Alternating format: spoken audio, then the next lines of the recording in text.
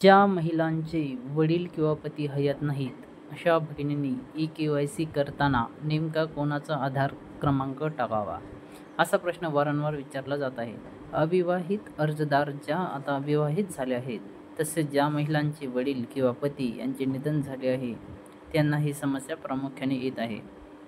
सध्याच्या ई-के.वाय.सी प्रक्रियेत ज्यांचे वडील किंवा पती उपलब्ध नाहीत, त्यांच्यासाठी कोणाचा आधार क्रमांक टाकायचा याबद्दल कोणताही विशिष्ट पर्याय किंवा अधिकृत सूचना देण्यात आलेली नाही.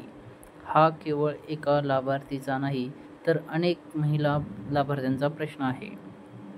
त्यामुळे जोपर्यंत राज्य सरकारच्या माध्यमातून या समस्येवर अधिकृत माहिती किंवा अपडेट येत नाही, तोपर्यंत लाभार्थ्यांनी थोडी प्रतीक्षा करणे आवश्यक आहे. चुकीची ई-के.वाय.सी प्रक्रिया केल्यास योजनेचा लाभ मिळण्यास अडचण येऊ शकते.